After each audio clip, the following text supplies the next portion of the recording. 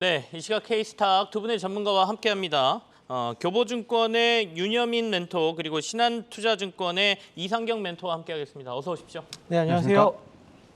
오늘 뽑아놓은 헤드라인들 좀 보면서 이슈들 같이 점검을 좀 해보겠습니다. 첫 번째는 당장 이제 앞서 말씀드린 것처럼 빅스텝을 밟았다. 이게 여러 가지가 있죠. 뭐 물가를 잡는 데는 도움이 될지 모르겠습니다만 저희 삶은 팍팍하게 만드는 요소 아니겠습니까? 그리고 당장 대출 금리나 이런 게 오르기 때문에 가처분 소득이 줄고 그러면 경기 침체로 이어질 가능성이 높아지는 건데 물가를 잡기 위한 방법에는 이것밖에 없다. 이렇게 중앙은행은 보고 있는 것이죠.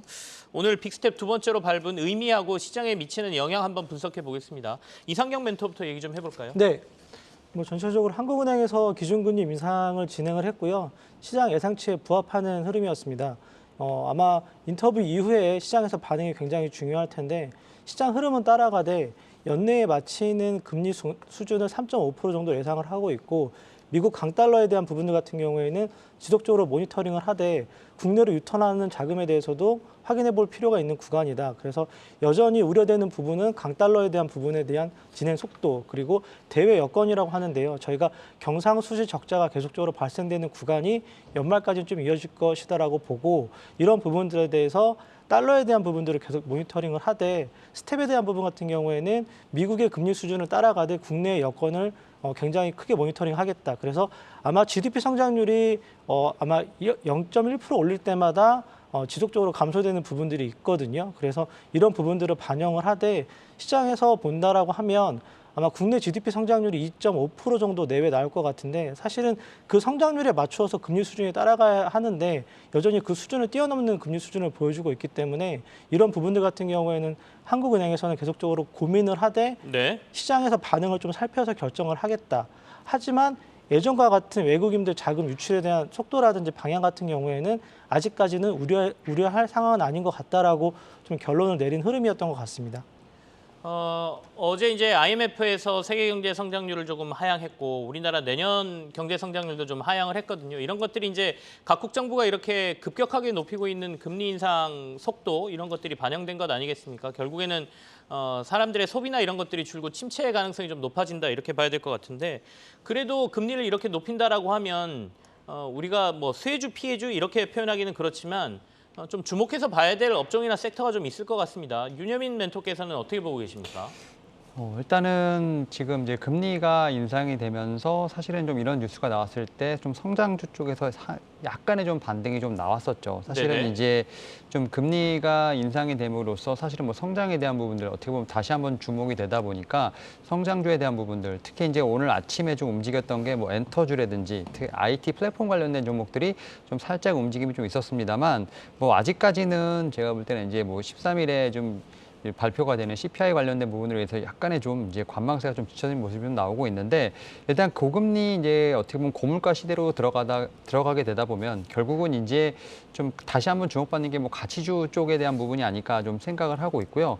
사실 저도 이제 시장에 대한 부분들 이제 물론 이제 주도 섹터 최근까지 이제 시장이 급락이 나오기 전까지만 하더라도 어떻게 보면 태조 이방원에 관련된 부분들 얘기가 좀 많이 나왔었는데요. 네. 시장이 어떻게 보면 반등이 좀 다시 나올 때는 분명히 제가 볼 때는 좀 주도주가 약간 바뀔 수도 있다는 좀 생각을 하고 있고 작년에 어떤 시간을 좀 어떻게 보면 거슬러 보게 된다고 하면 사실 뭐 철강이라든지 화학 관련된 부분들 약간 좀 가치주 종목들에 대한 아웃퍼폼도 분명히 있었다라는 측면에서 봤을 때 뭐 가치주에 대한 부분도 충분히 제가 볼 때는 눈여겨봐야 되지 않을까 좀 생각을 하고 있습니다. 네네. 다만 이제 가치주 관련된 종목들 같은 경우는 상당히 좀 오랜 기간 상승을 합니다만 또 오랜 기간 또 어떻게 보면 누월 수 있는 부분이 있기 때문에 이런 부분에 대해서는 좀 충분히 좀 저는 유념해야 되지 않을까 좀 생각을 하고 있고 최근에 보게 되면 이제 저평가 관련된 종목들이 상당히 많이 나옵니다만 대부분의 섹터, 대부분의 종목들이 어떻게 보면 다 지금 지수가 눌려 있는 부분이 있기 때문에 약간 이 저평가에 대한 부분을 약간 혼동하지 않아야 되지 않을까 생각합니다. 사실 이제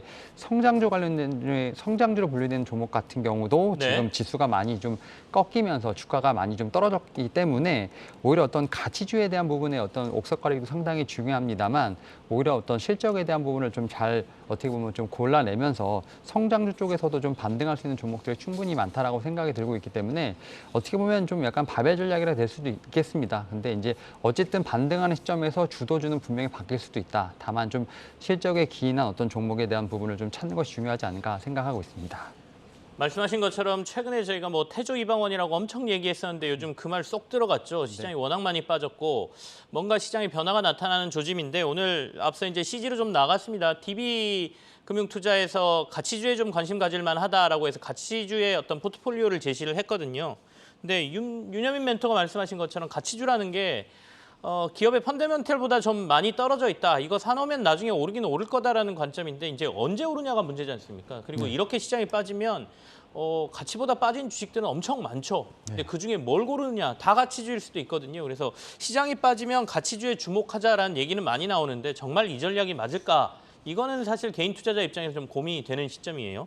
우리 이상경 멘토께서는 아까 DB의 그 가치주 포트폴리오 네. 이거는 어떻게 평가하고 계세요? 괜찮아 보이십니까? 뭐 전체적으로 제가 10여 년 전에 신입사원일 때 한국별로 10년에 대한 포트폴리오를 구성을 하고 펀드에 대한 드라이브를 걸고 3년 동안 쭉 가져가면서 환매에 대한 부분들을 3년 동안 제한하는 펀드였거든요. 네네. 이게 가치주 펀드의 기본적인 방향성인데 즉 6개월 내지 1년 투자가 아니라 정말 기업에 대한 성장을 3년 동안 동행을 하고 그 성장에 대한 과실을 어느 정도는 시간에 대한 부여를 통해서 기업이 성장하는 기간을 좀 기다려 가져가는 흐름이었는데 아마 가치주라고 하면 전체적으로 봤을 때는 배당에 대한 부분들이 어느 정도 큰 상태에서 기업은 상대적으로는 과점 기업이고 그 안에서 롱텀하게 성장할 수 있는 기업에 시간을 부여하는 전체적인 사업에 대한 선택이고 이런 네네. 부분들을 투자에 대한 관점이다라고 봐야 되는데 사실은 정말 시장이 약세장이고 어렵고 수급이 정말 제한적으로 움직이는 시장이기 때문에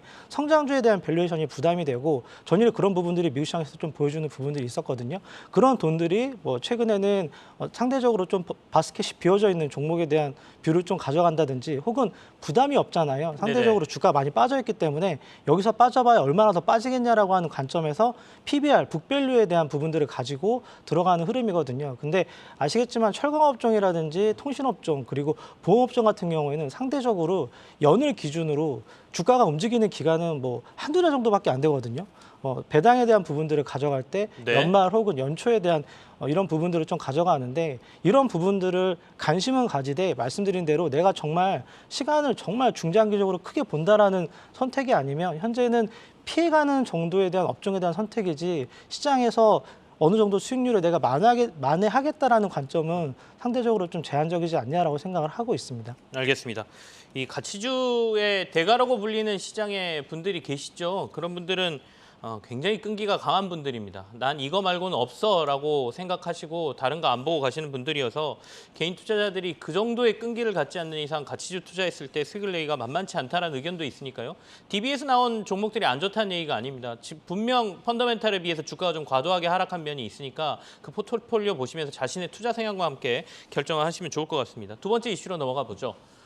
두 번째 이슈는 바이오와 관련된 업종들에 대한 이슈인데요. 오늘도 약간 강세를 보이고 있는데 어제 이제 삼성바이오로직스가 제4공장에 대한 과감한 투자 얘기가 나오면서 이쪽 시장에 대한 관심도가 좀 올라가는 것 같습니다. 같이 얘기를 좀 나눠보겠습니다. 윤여민 멘토 먼저 얘기를 좀 해볼까요? 예, 일단은 약간 삼성바이오로직스 같은 경우는 좀 삼성전자 약간 DNA가 흐르는 것이 아닌가 네. 좀 생각이 들고 있고 사실 어떻게 보면 제약바이오 쪽에서 봤을 때는 약간 논외로 봐야 될 종목이 아닌가 좀 생각이 드는데 일단은 지금 말씀하셨던 것처럼 지금 제4공장 관련돼서 좀 뉴스가 좀 있었죠. 지금 이제 24만 리터의 지금 어떻게 보면 세계 최고 규모의 지금 어떤 생산 공장에 대한 부분들이 좀 뉴스가 나왔고 여기에 이제 이재용 부회장이 참석했다고 좀 얘기가 나온 부분이 있는데 어떻게 보면 CDMO 관련돼서 지금 10년 동안 좀 투자를 했고 결국은 이제 글로벌 1위를 달성했다고 좀 나오고 있는 상황이다. 결국 이런 측면에서 봤을 때 뭐 캐파에 대한 부분뿐만 아니라 지금 제가 볼 때는 지금 이런 투자가 계속 지속되는 느낌 이런 측면에서 봤을 때 좀 삼성전자 약간 결을 같이 하는 어떤 그런 느낌이 아닌가 좀 생각을 들고 있고 특히 시장이 좀 상당히 어려웠음에도 불구하고 그래도 뭐 물론 이제 75만 원대가 좀 살짝 좀 낙폭 있긴 했습니다만 그래도 80만 원대 초반을 계속 지키고 있는 어떤 그런 모습을 보이고 있는데요. 네. 저는 이제 이 제약바이오 관련된 종목 쪽에서 보게 된다고 하면 오히려 좀 삼성 바이오로직스보다는 좀 셀트리온이 좀 더 제가 볼 때는 좀 대표적인 종목이 아닐까 생각을 하고 있습니다. 좀 셀트리온에 대한 그룹주를 좀 중심으로 봐야지만 제가 볼 땐 제약바이오 섹터가 좀 움직이는 모습을 볼 수 있지 않을까 좀 생각을 하면서 최근에 뭐 셀트리온 같은 경우도 좋은 뉴스들은 상당히 많았었습니다. 특히 이제 바이오 시밀러 관련돼서 좀 뉴스들이 좀 나왔고 특히 뭐 오리지널 제품을 좀 대체할 수 있는 어떤 그러한 좀 길이 유럽뿐만 아니라 미국에서 조금씩 열리고 있는 부분이 있기 때문에 이와 관련돼서 좀 셀트리온의 움직임이 상당히 중요하다 볼 수 있을 것 같고 결국 이제 앞에서 말씀드렸던 뭐 삼성바이오로직스라든지 뭐 셀트리온 같은 경우는 뭐 제약바이오긴 합니다만 결국 실적 좀 숫자가 찍히는 종목들이기 때문에 저는 이런 부분을 좀 더 뭐 삼성바이오로직스보다는 네. 셀트리온 그룹주에 대한 부분을 좀 더 면밀히 봐야 되지 않을까 좀 생각을 하면서 셀트리온 그룹주가 조금 부활을 해야 좀 제약바이오가 좀 같이 움직인다라고 좀 생각을 하고 있습니다. 삼성바이오로직스보다 셀트리온 그룹주가 움직여줘야 전체 바이오 업종이 살아나는 모습을 보일 거다 이런 말씀이시죠? 네, 맞습니다. 지금 셀트리온에 투자하자 이런 말씀은 아니시죠? 일단은 사실은 앞서서 좀 네. 말씀드렸던 것처럼 대부분의 지금 종목들이 다 지금 좀 바닥권에 좀 머물러 있는 상황이고 지금 뭐 제약바이오 섹터도 어떻게 보면 성장주로서 지금 상당히 힘든 시련을 네. 겪고 있는 상황인데 일단은 셀트리온 그룹주가 제가 볼 때는 좀 기준이 된다라는 좀 말씀을 좀 드려야 되지 않을까라고 좀 생각을 하고 있고 최근에 보게 된다고 하면 한 16만 원에서 17만 원대에서 지금 외국인들의 매수는 좀 꾸준히 들어오고 있는 상황입니다만 아직까지 좀 바닥에 대한 부분을 좀 다지지 못했다라는 측면에서 네네. 봤을 때 좀 셀트리온 그룹주에 대한 어떤 이런 부분이 좀 주가의 향방이 저는 제약바이오 섹터의 좀 향방을 가르는 하나의 좀 바로미터가 되지 않을까 생각하고 있습니다. 이상경 멘토께서는 어떤 생각을 가지고 계십니까? 이 바이오 업종 전반보다는 이제 개별 이슈들로 이렇게 툭툭 튀어오르는 종목들이 좀 있지 않습니까? 그리고 뭐 신라젠 거래 재개 여부도 굉장히 시장에 관심인 것 같고요. 예, 오늘 삼성 바이오로직스 같은 경우에는 사실은 일정 매매에 준하는 것 같습니다. 사 공장에 대한 모멘텀보다는 네. 아마 이재용 회장이 기업을 방문하고 이런 부분들을 좀 주가에 좀 시기적으로 맞물리는 수급적인 모멘텀 정도로 봐야 될 것 같고요. 상대적으로 오늘 신라젠이 결정이 되는데 이전에 이제 상장 폐지에 대한 부분들을 완화하겠다라고 어느 정도는 금감원 쪽에서 조치에 대한 부분들을 예견을 했고 시장에서 이런 부분들이 아직까지는 기대감이 유효한 것 같고요. 결과론적으로는 시간을 기다려봐야 되겠지만 이런 부분들이 만약에 반영이 된다라고 하면 제약바이오 업종들 전반적으로 1년 반 정도 좀 쉬어가는 구간이었고 올해 하반기에 좀 살아나는 분위기였거든요. 코로나 때 진행하지 못했던 임상에 대한 부분들을 올해 하반기부터는 좀 원활히 진행을 하고 여전히 파이프라인에 대한 부분들은 면역 항암제를 중심으로 수출 라인을 잡고 대형 제약사랑 이런 부분들을 진행하는 부분들이 있고요. 네. 아마 면역 항암제 이전에 아시겠지만 바이오 시밀러라든지 그리고 이제 사실은 한미약품이 시작했던 R&D에 대한 수출에 대한 부분들이 쭉 이어진 흐름이었는데 올해 상반기에 탐방을 다녀보면 다시 또 처음으로 가는 것 같아요. 저희가 잊고 살았던 줄기세포에 대한 부분들 이런 부분들을 아직 시장에서는 관심이 크진 않지만 다시 또 재차 얘기가 되는 분위기여서 아마 제약바이오 같은 경우에는 뭐 신라젠을 중심으로 좀 시장 분위기가 좀 살아난다라고 하면 여전히 좀 관심은 가져야 될 업종이 아닌가라고 생각을 하고 있습니다. 네, 알겠습니다. 시장이 원달러 환율이 조금 더 낙폭을 키우면서 코스닥도 지금 플러스 전환을 했고요. LG에너지 솔루션 등이 낙폭을 좀 줄이고 있습니다. 그러면서 시장이 조금 반등세를 더 키우는 것 같거든요. 오후장 뭐 마감할 때까지 좀 지켜봐야겠습니다만은 오전보다는 오후장의 흐름이 조금 더 좋아지는 모습들이 좀 포착이 되고 있습니다. 참고하시기 바라겠습니다. 다음 이슈로 넘어가겠습니다. 다음 이슈 반도체입니다. 앞서 이제 미국에서 우리나라 기업들에 대한 예외 조치가 나왔다라는 속보 전해드렸고요. 관련돼서 반도체 장비라든지 반도체 업종 어떻게 봐야 되는지 얘기 좀 나누겠습니다. 윤여민 멘토하고 먼저 얘기 시작할게요.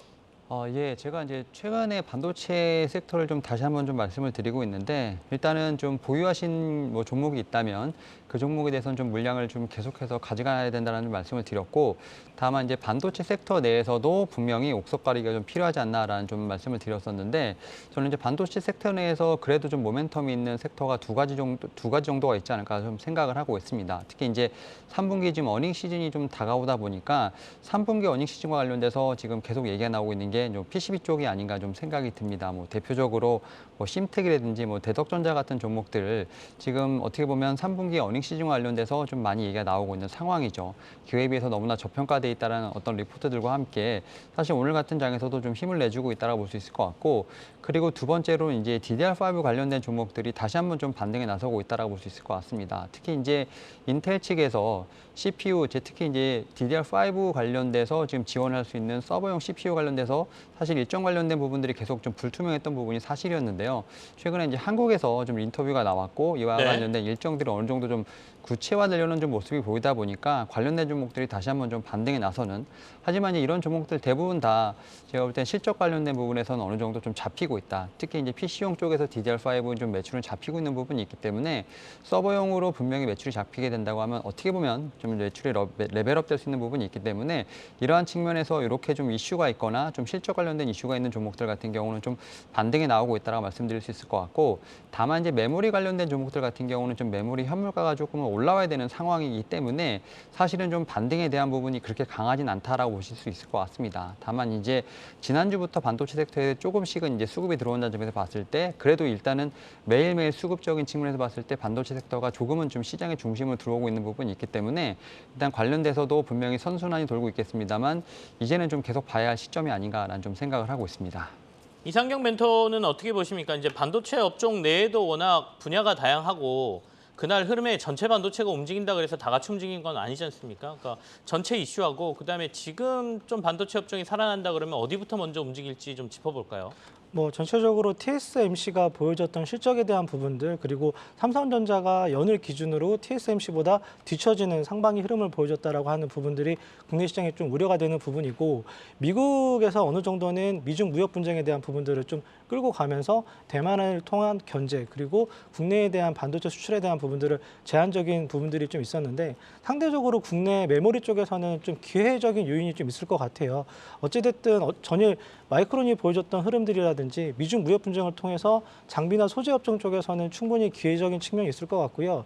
삼성전자 같은 경우에는 메모리보다는 향후 5년 동안 비메모리 쪽에 대한 투자 부분을 확대하면서 이런 부분들에 대한 시장 MS를 쭉 가져가는 흐름이기 때문에 중장기적으로 본다라고 하면 물론 실적에 대한 부분들이 올해 이번 달 말부터 다음 달 중순까지 쭉 나오면서 메모리, DDR5라든지 PCB 쪽에 대한 부분들이 여전히 유효하지만 아마 중장기적으로 봤을 때는 비메모리 쪽에 대한 투자 부분들을 좀 가져가는 장비 업종이 큰 수혜가 되지 않을까라고 생각을 하고 있고요.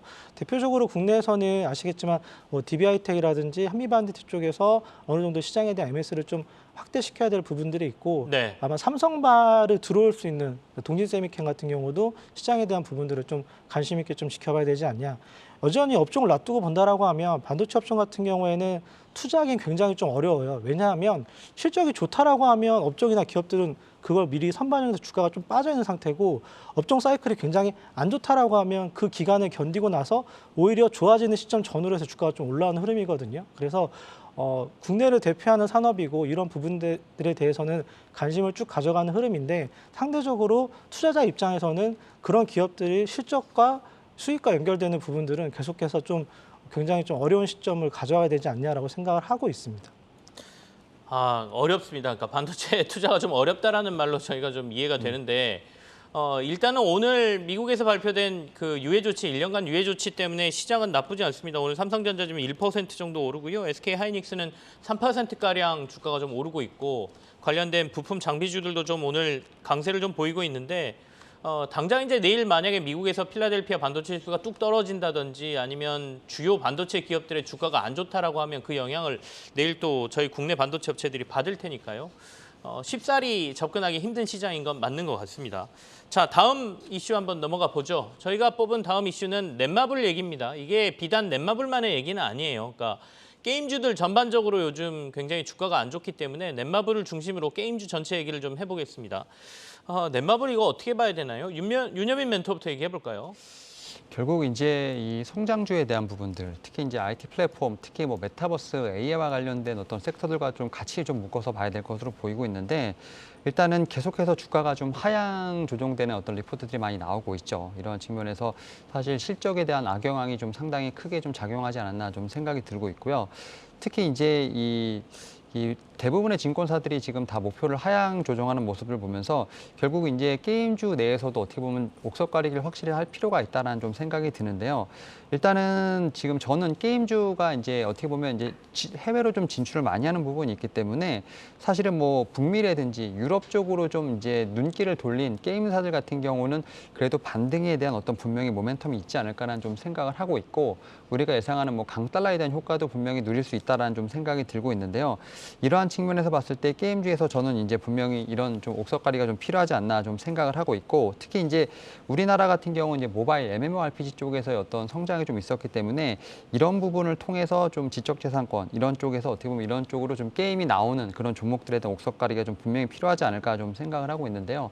특히 이제 말씀하셨던 넷마블이라는 종목을 제외하고 특히 뭐 컴투스 같은 경우는 뭐 이제 서머너즈 워 뭐 이런 쪽에서 지금 어쨌든 향후에 지금 내년에 좀 1분기 좀 실적에 대한 부분을 좀 잡힐 수 있는 어떤 그러한 대표적인 작품들이 나올 수 있는 부분이 있기 때문에 어떻게 보면 좀 게임주 내에서 이렇게 좀 해외 출시에 대한 부분들을 좀 모멘텀을 갖고 있는 종목에 대한 어떤 분명히 좀 옥석가리가 필요하지 않을까 좀 생각을 하고 있고 다만 이제 모든 종목들이 특히 이제 게임주 같은 경우는 좀 성장주에 상당히 안 좋은 환경에 좀 놓여 있다 보니까 상당히 지금 현재 상황에서 어려운 상황이라 볼 수 있을 것 같고 게임 관련된 종목들을 가지신 분들 같은 경우는 네. 아무래도 지금 IT 플랫폼과 마찬가지로 상당히 힘든 시간을 보내실 것 같은데 그 가운데서 분명히 제가 볼 때는 종목에 대한 선별 작업이 필요하지 않을까 좀 생각을 하면서 해외 모멘텀이 있는 뭐 제가 앞서 말씀드렸던 뭐 컴투스라든지 뭐 W게임즈 같은 종목들에 대한 부분은 분명히 좀 관심을 가져야 되지 않을까 생각하고 있습니다. 해외 모멘텀이 있는 데를 차라리 관심 갖는 게 낫다라는 네. 말씀이신데 여기서 근본적인 질문으로 한번 다시 이상경 멘토한테 제가 드려볼게요. 네. 지금 게임주에 관심을 가질 필요가 있습니까? 그러니까 섹터 전체가 별로 딱히 좋지 않다면 굳이 네. 거기서 옥석을 가릴 필요도 없는 거 아니겠습니까? 뭐 전체적으로 컴투스 성장할 때 탐방을 쭉 다니면서 네. 기업이 사옥을 사고 시총이 올라오고 그 플레이를 통하고 하이브라고 하는 이제 플랫폼까지 만들어가서 거대 기업으로 성장하는 스토리를 쭉 같이 갔던 투자자 입장에서는 굉장히 좀 아쉽습니다. 대중교통을 이용해 보면 상대적으로 모바일 게임을 하는 사람보다는 스트리밍을 보는 사람들이 훨씬 더 많거든요. 이유인즉슨 아마 게임 시간에 머물러야 되고 이런 부분들이 활성화가 되고 아이템이 뭐 사고 팔고 그리고 이런 부분들이 유저가 확대가 돼야 되는데 네. 상대적으로는 핸드폰이 성장하면서 이제 기존의 게임보다는 이제 스트리밍으로 확대되는 시간이 훨씬 더 큰 것 같거든요. 즉 모바일 게임에서 성장성이 한계가 있고 그렇기 때문에 네오이즈 같은 경우도 최근에 이제 콘솔 게임 쪽에 진출을 하거든요. 네네. 어느 정도 정체성이 있고 한계가 있다고 보는 거고 1, 2등 게임에 대한 진입 장벽이 너무 높아요. 신작을 발표하더라도 단기적으로는 이슈가 되지만 그 허들을 넘기는 굉장히 좀 어려운 상황이거든요. 그러니까 이제 기본적으로 저희가 PC방이라고 불리는 게임에서도 LOL이라고 하는 게임이 상위에 항상 머물러 있고 그 밑단에 있는 게임들 같은 경우에는 MS를 가져가기 어렵고 모바일 게임 쪽에서도 리니지 중심으로 국내는 머물고 있지만 상대적으로 그 윗단에 넘어오는 게임들이 허들이 너무 높고 해서 결론적으로는 투자자 입장에서 숫자가 늘어나고 성장이 되고 이런 부분들이 확인이 되고 R&D에 투자했던 부분들이 돈으로 회수가 돼야 되는 걸 눈으로 확인을 해야 되는데 이런 부분들이 선순환이 굉장히 좀 어려운 산업이 되어버리지 않냐라고 생각을 하고 있고요. 다만 연초나 작년 같은 경우에는 NFT를 통한 성장에 대한 부분들을 좀 그린 그림이 있거든요. 그렇기 때문에 이런 부분들을 연말이라든지 내년에 다시 또 재차 이슈가 불거진다라고 하면 이런 부분들에 대해서는 좀 기다려볼 가능성이 있을 것 같고요. 마지막으로 펄어비스 붉은 사막이 모멘텀이 될 수가 있을 것 같아요. 12월 달에. 여전히 그래서 펄어비스 정도에 대한 부분들은 좀 관심을 가져가야 되지 않냐라고 생각을 하고 있습니다. 게임주를 볼 거면 펄어비스 보자. 그리고 비슷한 의견입니다. 결국에는 콘솔 게임 시장 보자는 얘기는 해외 쪽으로 조금 잘하고 있는 회사 보자라는 의미. 아까 윤여민 멘토가 말씀하신 거하고 좀 연결된다라고 보이거든요. 어쨌든 오늘 넷마블 주가가 꽤 안 좋습니다. 8%가량 하락을 하고 있으니까요. 넷마블 주가 포함해서 게임주 전반적인 투자 의견 그리고 전략들 한번 확인해 봤습니다. 마지막 저희가 뽑아놓은 주제가 롯데케미칼과 일진머티리얼즈 관련 소식이에요. 어제도 잠깐 저희가 이 시간에 얘기를 했었거든요. 일단 롯데케미칼에서 일진머티리얼즈 인수에 대한 얘기는 어제 나왔고 어제는 당장 주가에서 큰 반응이 없었는데 오늘 좀 주가가 반응을 좀 해주거든요. 그래서 향후 미래에 대한 여러 가지 그 동박 시장이라든지 2차 전지와 관련된 얘기를 좀 해봐도 될 것 같습니다. 윤여민 멘토부터 좀 얘기할까요? 확실히 좀 2차 전지, 특히 이제 이런 좀 신성장에 대한 어떤 그런 어떻게 보면 갈구가 되는 현상들이 좀 많이 나오고 있고 또 이제 성장에 대한 부분들이 좀 많이 귀해지는 시장이다 보니까 이런 측면에서 좀 2차 전지 관련된 어떻게 보면 모멘텀이 붙은 종목들이 그래도 좀 개별적으로 지금 상승 상승을 하고 있다라고 볼 수 있을 것 같고 사실 이제 롯데그룹 같은 경우는 지금 전지 소재 사업 쪽에서 좀 상당히 적극적으로 좀 투자를 하고 있다라고 보실 수 있을 것 같습니다. 뭐 롯데케미칼, 롯데정밀화학, 롯데알미늄 같은 이런 좀 어떻게 보면 계열사들을 통해서 지금 배터리 사제 소재에 지금 직간접적으로 투자를 하고 있는 상황이거든요. 뭐 양극재, 음극재, 전해질 분리막 쪽에서 이러한 측면에서 지금 이제 동박 관련된 쪽, 이제 일진 머티리얼즈까지 인수를 하면서 어떻게 보면 2차 전지 쪽에서의 어떤 핵심 소재들의 밸류 체인을 좀 완성했다라고 좀 볼 수 있을 것 같고 네. 그러한 측면에서 뭐 롯데그룹이 이제는 좀 하나의 좀 신성장 동력을 확실하게 갖추지 않았나라는 좀 얘기가 나오고 있는 상황이고요. 또 이제 말씀하셨던 것처럼 어제 같은 경우 시장이 상당히 좀 어렵다 보니까 그런 부분에서 좀 모멘텀이 어떻게 보면 주가에 반영되는데 좀 되지 않았습니다만 오늘 같은 경우 오히려 좀 뒤늦게 좀 반영이 되고 있지 않나라는 좀 얘기가 나오고 있고요. 결국은 이제 이 동박 관련된 쪽에서 보게 된다고 하면 뭐 여러 가지 좀 이제 회사들이 있죠. 뭐 SKC도 있고 있겠습니다만 오늘 롯데케미칼 같은 경우 약간 후발주자로서 좀 제가 볼 때는 좀 이렇게 좀 약간의 좀 느린 감은 있긴 합니다만 네네. 그럼에도 불구하고 지금 공격적으로 지금 어떻게 보면 증설을 하고 있는 부분도 있거든요. 특히 롯데케미칼 같은 경우는 지금 뭐 분리막이라든지 전해질 유기용매 관련돼서 지금 공장을 계속 건설하고 있는 부분도 있고요. 특히 이제 뭐 솔루스 첨단 쪽 소재 쪽이랑 또 동백 사업도 같이 진행하고 있는 부분이 있기 때문에 제가 볼 때 다양한 좀 시너지가 좀 나오지 않을까라는 좀 생각을 하고 있습니다. 이에 따라서 배터리 소재 관련된 쪽에서는 충분히 좀 제가 볼 때 후발주자이긴 합니다만 곧 이제 좀 따라잡을 수 있는 어떤 그런 역량이 충분히 있는 부분이 있기 때문에 전 롯데케미칼 같은 경우는 이제 2차 전지주로서 좀 계속 봐야 되는 부분이 있고 향후에 어떤 퍼포먼스를 좀 계속 지켜볼 필요가 있지 않을까 생각하고 있습니다. 어제 이제 이 이슈 얘기할 때 그러면 롯데케미칼하고 일진 머티리얼즈 중에 뭘 사는 게 좋아요? 제가 이렇게 질문 드렸을 때 네. 일진 머티리얼즈 사는 게 좋다라는 의견을 어제 받았어요. 네. 근데 오늘 주가는 일진 머티리얼즈 못 오르고 롯데케미칼 오르잖아요. 물론 시장이 하루만 가지고 저희가 평가할 수 있는 건 아닙니다만. 근데 회사 입장에서 봐도 롯데케미칼은 돈을 쓰는 거고 일진 머티리얼즈는 어쨌든 주인이 든든한 주주가 들어오는 거니까 그렇게 본다면 일진 머티리얼즈가 더 수혜 아닌가라는 생각도 드는데 이상경 멘토께서는 어떤 의견 갖고 계십니까? 아마 금일 롯데케미칼이 오르는 거는 화학업종에 대한 전체적인 뷰가 되게 긍정적으로 바뀌면서 유가 상승에 대한 부분들이 마진에 대한 부분들이 연계되는 부분들이 있다라고 보는 것 같고요.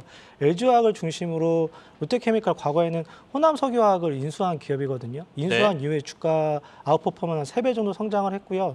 말씀하신 대로 롯데케미칼 같은 경우에는 돈이 나가야 되는 입장이고 업종에 대한 애널리스트랑 통화를 해보면 이런 얘기를 합니다.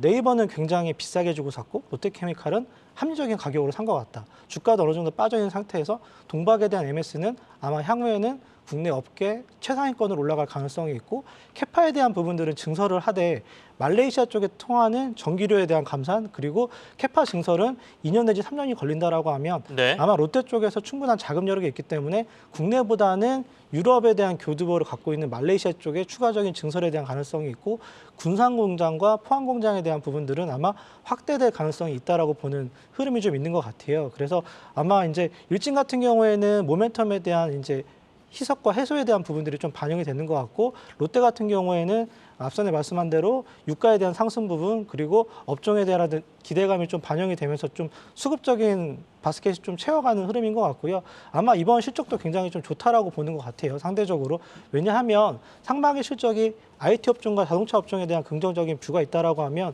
화학업종 같은 경우는 상대적으로 조금 소외받았던 부분들이 있거든요. 그렇기 때문에 최근에 수급을 본다라고 하면 업종 내에서도 LG화학을 중심으로 롯데케미칼이 두 번째 주자 쪽으로 주가가 좀 올라오면서 상대적으로 관심을 쭉쭉 갖는 흐름이고요.